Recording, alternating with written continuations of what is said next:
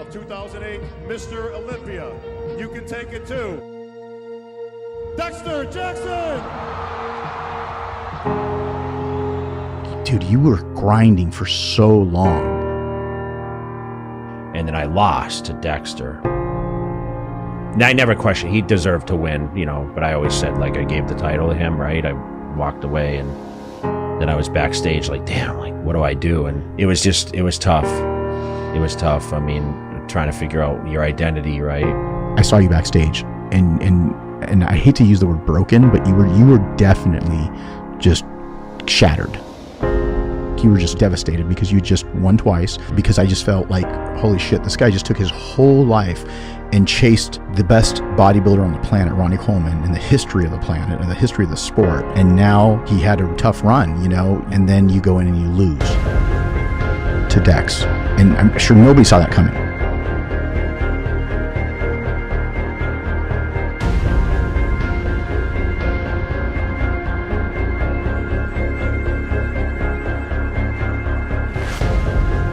You know, each year he wasn't getting much better than he was the previous year, so he was getting worse and worse. And that was the talk before the show. If I wasn't at my best, I would lose. And I just knew I could beat him that show. I knew he wasn't going to be on.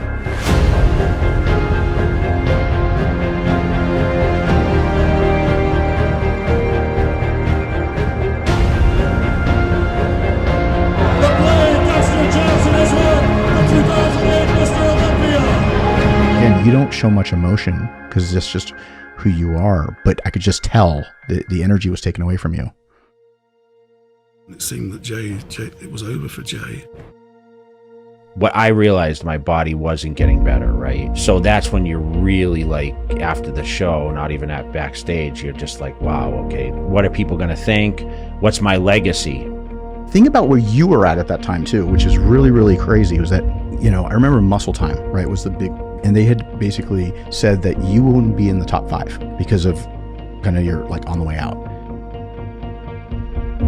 And I remember it affected you because you kept bringing it up. They weren't confident that I was going to come back. And I mean, I lost support of everyone, you know, people not believing in you. I was the victim of that. Everyone gave up on me. I need to go out and defeat, you know, I still said I wanted to get free. So. The question was, what's next? How do you beat that? I'm like, listen, I'm coming back. Make another run at this thing.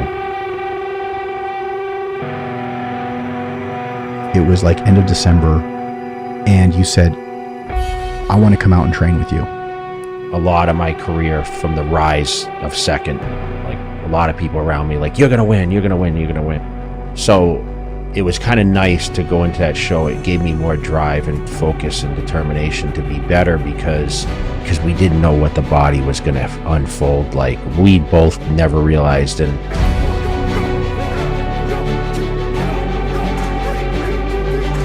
I've been there, I've fallen down, and I'm coming back to once again stand there alone. And there's a lot of people right now that doubt that I'm going to come back to do that. But there was a lot of people in the beginning that doubted when I was placed in second. I feel I give everything I can to the sport, and that's what they'll see once again in 2009.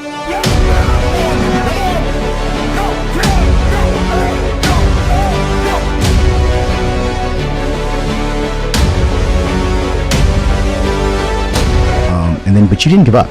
That was the thing. You didn't give up. You went in and you said, I'm going to do this again.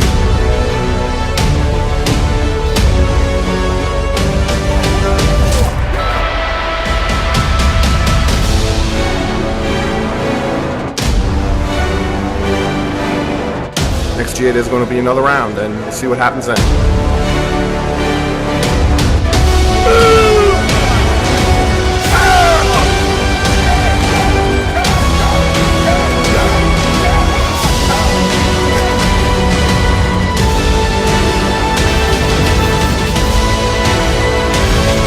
You started to build your confidence as we got closer.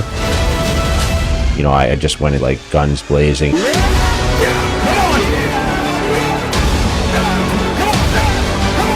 It was all that hard work, everything else, and there was so much buildup and so much pressure. Coming, man.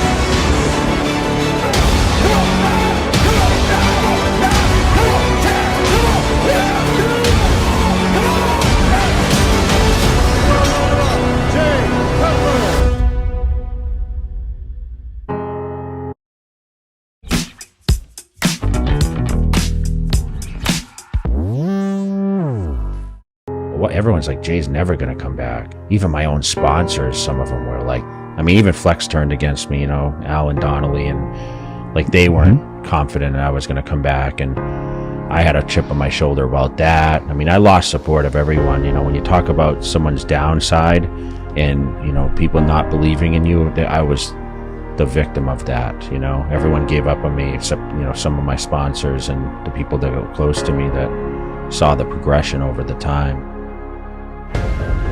Winning was a curse for me.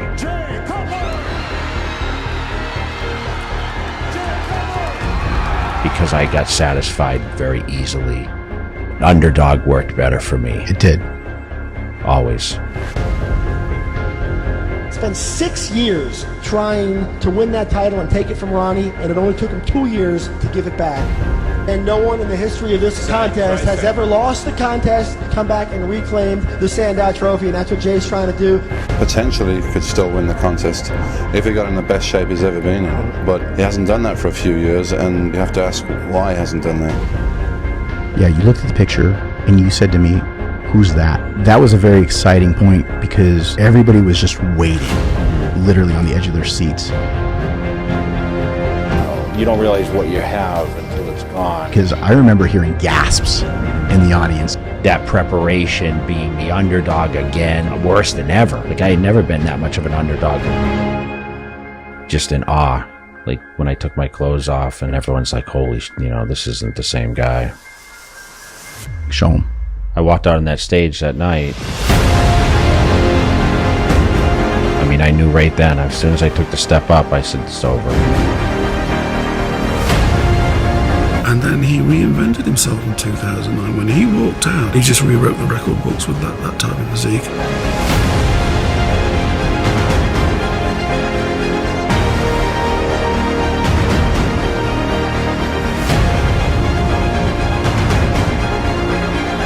This year, it's a whole different ballgame.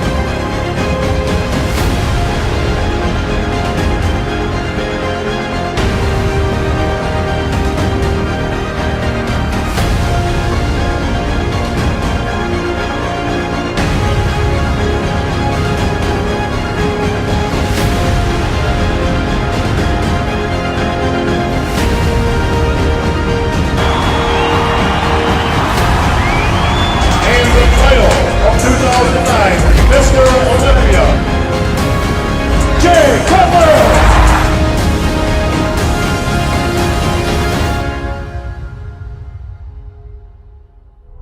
It's no secret, a lot of people in the industry wrote you off pretty much this past year. Everyone wrote me off. Achievements that people say could not be done. I've done what everyone said that can't be done. You know, that was a great feeling. I never had felt that before, even in 06. Was just so much gratifying appreciation for that body and that preparation, being the underdog again, like worse than ever. In bodybuilding, they love you, then they hate you, then they love you again. And that's kind of what happened, but it became even so much more monumental because when you won, it was like everybody was just like, people that even didn't, quote unquote, weren't your fans before, are like, holy shit.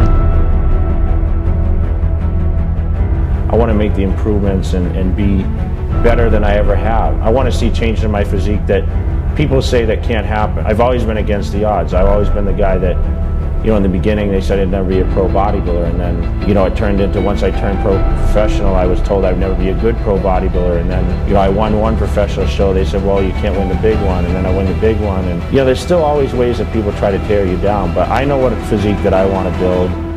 I know what goals I want to